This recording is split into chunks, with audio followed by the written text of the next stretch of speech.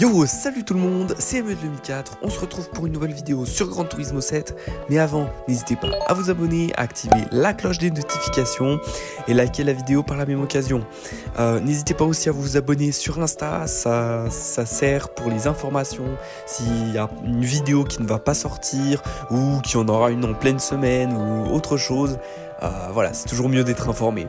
Donc on se retrouve pour... Brand central, instructif et intéressant. On va y aller, c'est parti.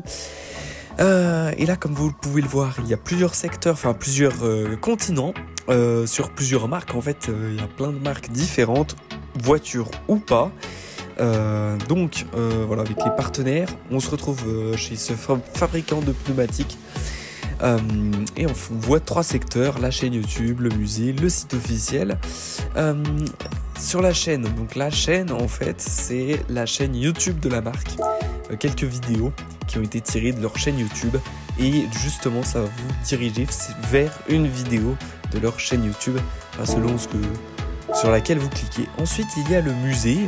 Le musée en fait ça revient sur l'histoire en fait en général de la marque en particulier. Voilà. En fait il y a 2 frises, donc là on est sur celle de la marque et voilà, vous avez par exemple ici le fournisseur officiel de pneumatiques de Gran Turismo.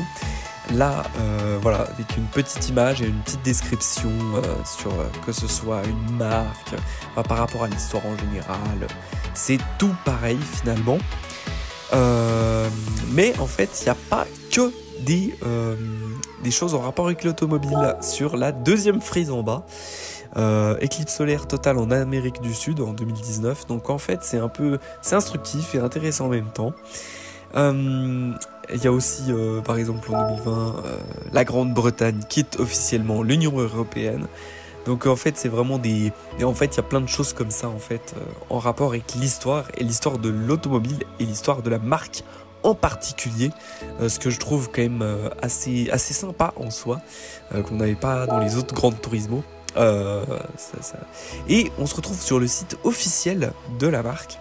Petite précision, donc le site sur lequel vous allez aller ne va pas être forcément le même que quelqu'un d'autre, puisque le site officiel va être en fonction de votre emplacement régional, en fonction de l'emplacement régional de votre site, de votre compte PlayStation, bien sûr. Donc si vous avez fait votre compte PlayStation en Suisse, ce sera en Suisse. Sinon en France et ainsi de suite.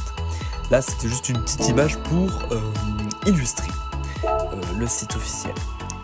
Donc voilà, Toyota, on se retrouve dans une marque automobile. Et là, en fait, il y a un secteur en plus, bien sûr, il y a le showroom. Qu'est-ce que c'est le showroom? C'est tout simplement l'endroit où vous pouvez acheter des voitures neuves, bien entendu. Et voilà, il y a quelques spécificités. Donc là, vous voyez les informations de la voiture, la cylindrée, transmission, puissance, etc. Je vous fais pas un dessin, hein, comme vous l'avez devant vous. Et là donc il y a 2 modes, donc il y a le mode studio comme vous pouvez le voir et il y a le mode des scènes dynamiques. Les scènes dynamiques c'est tout simplement ça prend les photoscapes et ça fait aller la voiture à différents endroits, donc ça c'est très pratique pour voir la teinte de la couleur de jour, de nuit comme ici avec telle lumière. C'est vraiment pratique. Vous allez en savoir plus avec quelques explications en rapport avec cette voiture en particulier.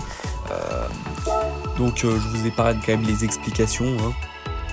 Et vous avez ajouté à la liste de souhaits, mais ça j'en ai parlé dans la vidéo achat et vente de véhicules, de voitures neuves et d'occasion, que vous pourrez regarder. Et vous avez à peu près tout. Et vous avez encore, là il y a 4 choses, mais il y a une dernière chose qu'il n'y a pas sur cette marque Toyota. Je vais aller chez Subaru et en fait vous avez un petit, vous avez site associé. En fait ça reprend le même principe que les photoscapes, voilà, mais les sites de la marque. Donc les sites qui appartiennent à la marque, les endroits qui appartiennent à la marque et qui gèrent en fait tout ça. Donc voilà, on se retrouve dans la galerie STI après. Voilà, donc c'est, comme je disais avant, le même fonctionnement que le Photoscape. Alors il y a une différence, c'est on peut pas mettre des voitures d'une autre marque. Par exemple, pour Subaru, je peux pas mettre des Mercedes dedans. C'est pas possible. C'est vraiment spécifique à la marque. Et voilà, le fonctionnement, c'est comme Scape. C'est assez sympa. Je trouve ça pas mal qu'ils aient mis des sites associés. C'est quand même pas mal parce que voilà, c'est quelque chose qui me semble il n'y a pas dans Forza Motorsport. Je ne connais pas vraiment Forza Motorsport parce que je n'ai pas vraiment joué. Mais voilà, n'hésitez pas à me dire en commentaire si vous jouez à Forza. Et voilà, je crois que c'était un peu tout. D'ailleurs, on voit la scène dynamique.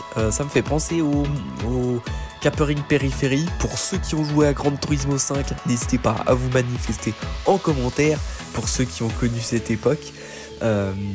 Mais voilà, c'était globalement en fait tout ça. Donc il y a 5 secteurs, enfin ça va de 3 à 5 secteurs pour les marques. Et voilà, c'était juste une petite vidéo explicative de Brand Central, puisque c'est juste un truc où c'est une mine d'informations, l'histoire en général et l'histoire de l'automobile et l'histoire des marques. Donc c'est vraiment cool.